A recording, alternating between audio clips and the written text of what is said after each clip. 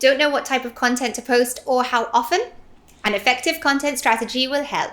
Here are some tips to get you started. Hi, my name's Jo and I run the Finesse Group, which helps companies to finesse everything from their communications to their customer care. Now I'm answering the questions that our clients ask the most, so you too can serve your clients best and achieve more success. When you're coming up with a content strategy, the first thing you should think about is where your ideal customer gets their information. You can analyze whether they are millennials who love to watch TikTok, or whether they consume their material in a more traditional manner, such as in a newspaper or magazine. Once you know that, and once you understand what your customer is looking for and the problem that you're solving from them, you can start to create great content to match. These are our do's and don'ts of creating a fantastic content strategy. Do platform research. When we talk about platforms in marketing, what we're talking about is the place that people go to for their information, such as TikTok or Twitter or Instagram or magazines, newspapers, or TV shows. What you first want to do is analyze where your audience is getting the information that they love to consume. And once you know that and you've done a bit of research about what they're looking for, then you'll be able to start to come up with content that will match. At the end of the day, if your ideal client doesn't read their content on a magazine, don't waste really valuable time on trying to create content for a magazine. Do analyze what your competitors are doing. This might sound a bit cheeky, but it's very easy to analyze what your competitors are doing out there, and chances are if you have larger competitors or more successful competitors, then they might have some tips for what you could also try doing. If your competitors are using their content in a particular space or writing about a particular thing, then you might want to consider it too.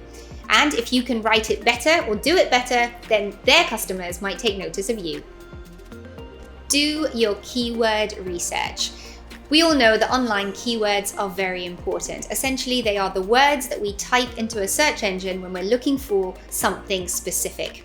There are great tools out there, and we'll link them below, that you can use to do your keyword research. And we've even put together a document for you that will help you to choose the keywords for your next blog post.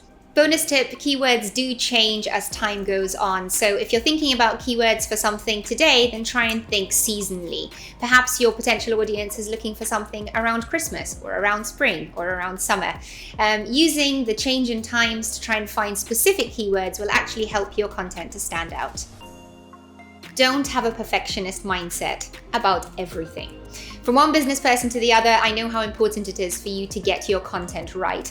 But having a perfectionist mindset could actually slow you down and mean you don't actually get your content out there at all.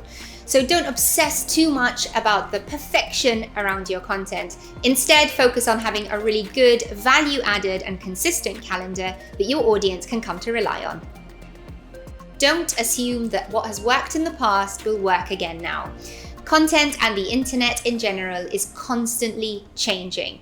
So it's great as part of your content strategy to stay on top of the latest trends and what is working. The good news is that the internet is a busy place and you'll be able to keep up with those trends easily. In fact, we've put a link below to some of the resources we love for keeping up to date on the content that we should focus on here at Finesse Group. Don't overstretch yourself. The key to a really good content calendar is to make sure that it's consistent, so your audience can look forward to reading a blog post or a social media post from you every week rather than once every few days and being unsure of when you're next going to post.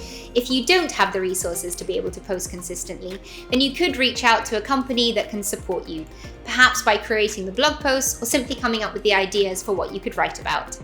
And there you have our quick tips for what you should post as part of your content strategy and when.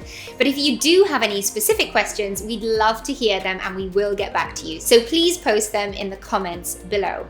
In the meantime, please subscribe to us here at Finesse Group. We love to help you finesse your business, serve your clients best, and achieve success.